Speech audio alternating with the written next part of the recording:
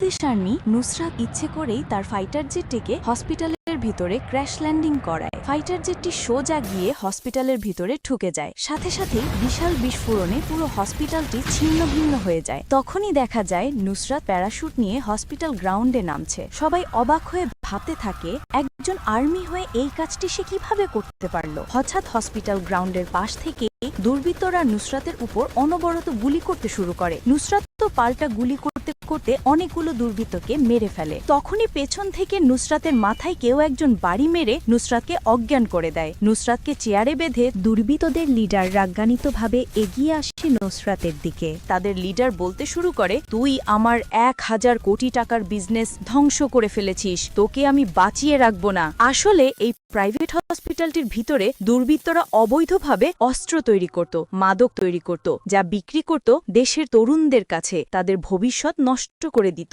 এই অবস্থা দেখেই নুসরাত হসপিটালটিকে উড়িয়ে দেয়, বিল্ডিংটি ধ্বংস করে দেয়। তখন লিডার নুসরাতের দিকে বন্দুক তাক করে গুলি করবে, ঠিক তখনই নুসরাত আমাকে মারা এত সহজ নয় বলে লাইকা বলে চিৎকার করে। তখনই নুসরাতের রোবোটিক বাইক এসে লিডারকে পেছন থেকে এক ধাক্কা মেরে ফেলে দেয়। তখন নুসরাত লাফ দিয়ে উঠে রাইফেল নিয়ে উড়াধুরা সবাইকে গুলি করতে শুরু করে। দুর্বৃত্তরাও গুলি করতে করতে এগিয়ে আসতে থাকে। তখনই নুসরাত এক বোমা ছুড়ে মারে দুর্বৃত্তদের দিকে। সাথে সাথেই বোমাটি বিস্ফোরিত হয়ে লিডার সহ সব দুর্বৃত্তকে মেরে ফেলে। আগুনের ফোয়ারায় সব ধ্বংস হয়ে যায়। সবাই মরে পড়ে থাকে মাঠে। নুসরাত হসপিটাল গ্রাউন্ড থেকে বাইকে করে এমনভাবে চলে আসে যেন মনে হয় কিছুই হয়নি। যার